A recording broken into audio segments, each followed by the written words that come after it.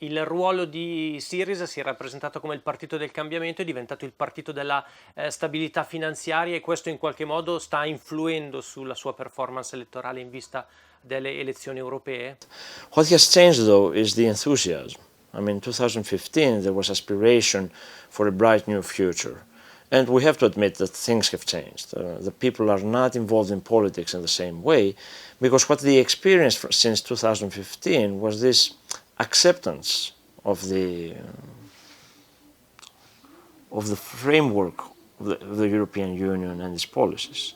Now the big question for Syriza is whether this part of the left can convince people that there is a bright future after the end of the memorandums and the transition to a new Greek era.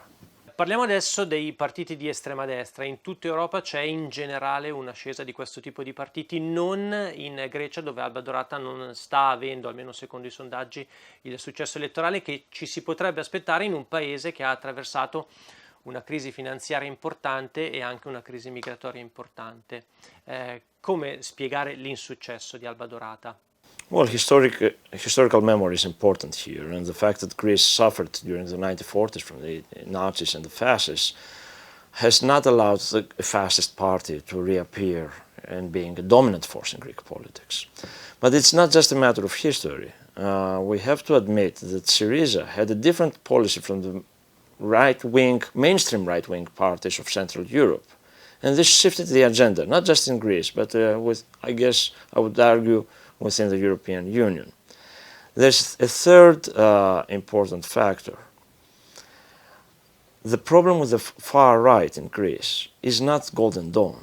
It is the way that the rhetoric of Golden Dawn has infiltrated the traditional right-wing parties. And this is not just a Greek problem, again. What we have to pay attention to is how the agenda of the extreme right has shifted traditional conservative parties to an xenophobic, anti-immigrant stance. So things are more complicated than just focusing on the Golden Dawn. Secondo lei è possibile ricostruire l'Unione Europea partendo da quell'Europa dei popoli e degli stati nazionali di cui parlano i partiti che si ispirano a ideologie, diciamo, di destra e di estrema destra?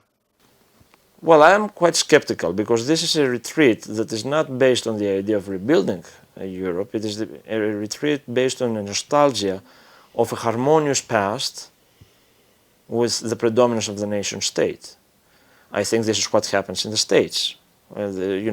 Trump's slogan, "Make America Great Again," the word "again" implies that there used to be a time where we were fine, and now we will just turn the clock back to that period.